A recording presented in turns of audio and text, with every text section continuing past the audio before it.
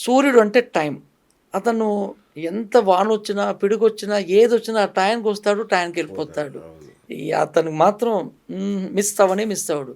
అదేలాగా మీ పనిని కూడా మీరు పర్ఫెక్ట్‌గా చేసుకుంటే, మీకు ఆ సూర్య దోషం అన్నదే మీకు అసలు రానే రాదు. దీనికి ఖర్చేముందండి? అంతేగా. ఒక్క రూపాయి ఖర్చు లేదు. నెక్స్ట్ అవును. చంద్రుడు బలం మీకు తక్కువగా ఉన్నది అనుకుందాం.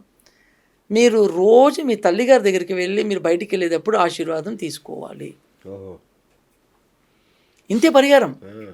మీ తల్లిగారిని హర్ట్ చేయకూడదు. ఓకే. ఆవిడని మంచిగా చూసుకోవాలి. ఆవిడకి ఏదున్నదో ఆవిడది నివృత్తి చేయాలి.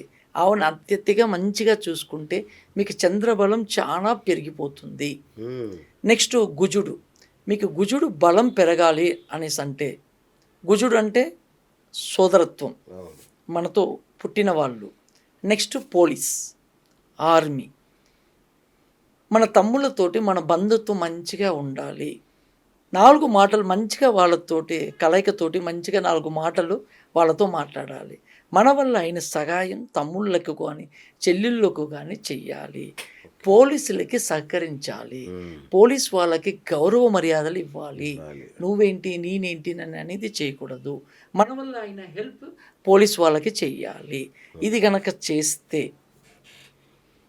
కుజుడు మీకు బాగా యాక్టివేట్ అయిపోతాడు. ఓకే. ఇప్పుడు దీంట్లో కుజుడికి సింపుల్ పరిహారం ఉన్నది. చాలా మందిలో మీకు కుజదోషం ఉన్నది. నువ్వు వచ్చి ఒక 1,00,000 సార్లు జపం చేసుకోవాలి. దానికి మినిమమ్ వాళ్ళు వాళ్ళ స్థాయిని బట్టి 50,000, రూ. 1,00,000, 2,00,000, 3,00,000 తీసుకుంటున్నారు. అవును. దీనికి సింపుల్ పరిహారం ఏమీ లేదు. ఆ! మీరు వెళ్ళి రక్తదానం చేయండి. రక్తదానం. అంతే. ఓహ్! మీ కుజదోషం పోతుంది.